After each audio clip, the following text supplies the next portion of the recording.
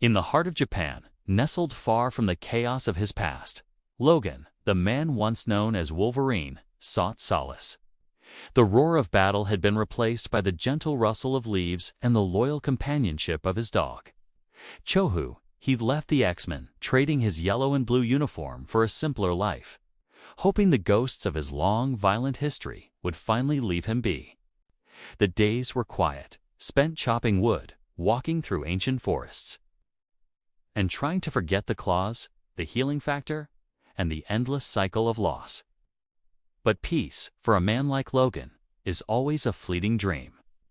One crisp morning, a messenger arrived, breaking the stillness of his sanctuary.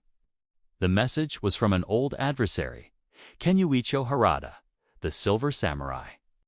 The once mighty warrior was dying, his final days ticking away in the neon-lit sprawl of Tokyo. He had one last request: to see Wolverine, to say a final farewell to the man who had been both his enemy and, in a strange way, a respected rival. Logan stood there, the message in his hand, a storm of memories raging within him. The past was a relentless hunter, and it had found him again. After a moment of heavy contemplation, he looked at Chohu, a silent promise in his eyes. He had to go. Tokyo was a sensory overload, a stark contrast to his tranquil life in the countryside. The city buzzed with an energy that was both exhilarating and suffocating. As Logan navigated the crowded streets, a familiar sense of danger prickled at his senses. He was being watched. The shadows in the alley seemed to lengthen, to move with unnatural speed. Suddenly, they sprang to life. Ninjas, clad in black, descended upon him from all sides, their blades glinting under the city lights. They were phantoms from his past, ghosts he thought he had laid to rest. The ambush was brutal and swift. They knew his moves, his strengths, his weaknesses. They fought with a deadly, synchronized grace. Logan's claws tore through the night, a familiar silver glint in the darkness.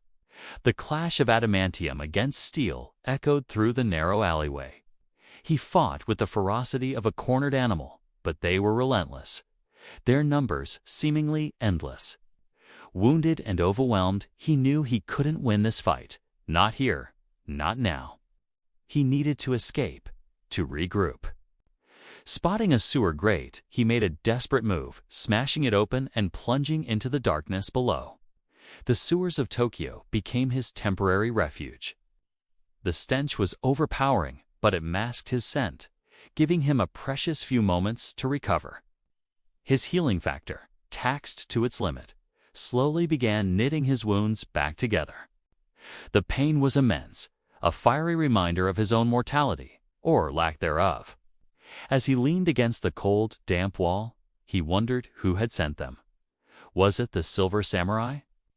Was this some final, elaborate trap? The thought fueled a cold rage within him.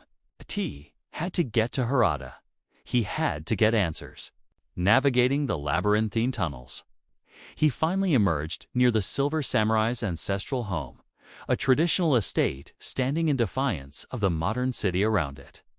The air was thick with tension. He entered the grand dojo, and there he was.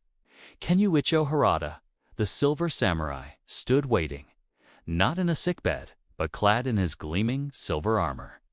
He looked frail, yes, but his eyes burned with the same fire Logan remembered. There were no words of farewell, no peaceful goodbyes. "You came." The samurai's voice was a rasp. "I have one last request, Logan-san. Not a conversation. A duel. Grant an old warrior a final honorable death in battle." It wasn't a request, it was a challenge. This was the true reason he was summoned. To give his old foe the one thing he craved more than life, a worthy end. Logan's claws slid out with a familiar, metallic snick. There was no refusing. This was the code they both lived by: honor, duty, and the finality of combat. The duel was a masterpiece of violence, a dance of death between two masters. The Silver Samurai's katana, charged with his mutant energy, sliced through the air. clashing against Logan's unbreakable claws. Sparks flew, illuminating the darkened dojo. Despite his illness, Harada fought with a desperate, furious energy, every strike intended to be his last. Logan met him blow for blow, not holding back, granting him the respect of a true fight. The battle was intense, a whirlwind of silver and steel. In the end, it was Logan's sheer endurance that won the day. A moment's hesitation, a fraction of a second where the samurai's illness betrayed him, and Logan saw his opening. With a final, decisive strike, the duel was over. The silver samurai collapsed, his armor clattering on the wooden floor. His dying breath was a sigh of gratitude. He had found his honorable end at the hands of his greatest rival. The room fell silent, the weight of the moment pressing down on Logan. As the dust settled, a figure emerged from the shadows. It was Mariko, the silver samurai's daughter. Her face was a mask of sorrow, but also of understanding. She approached Logan not with anger, but with a solemn respect. In her hands, she held her father's gleaming katana, the symbol of his power and his family's honor. She offered it to Logan. "My father wanted you to have this," she said softly. "He considered you his only equal. It is yours by right of conquest." Logan accepted the sword, its weight feeling heavier than any burden he had ever carried.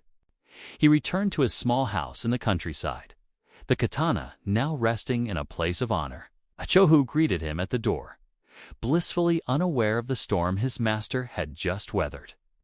Logan sat on his porch, the sword beside him, and watched the sun set over the mountains. He had sought peace, but found only more conflict. He had tried to escape his past, but it was a part of him, as inseparable as the metal fused to his bones. He looked at the sword, a relic of a life of honor and violence, and then at his own claws. He was a warrior.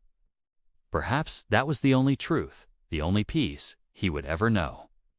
And for now, in the quiet of the Japanese countryside, he would have to learn to live with it.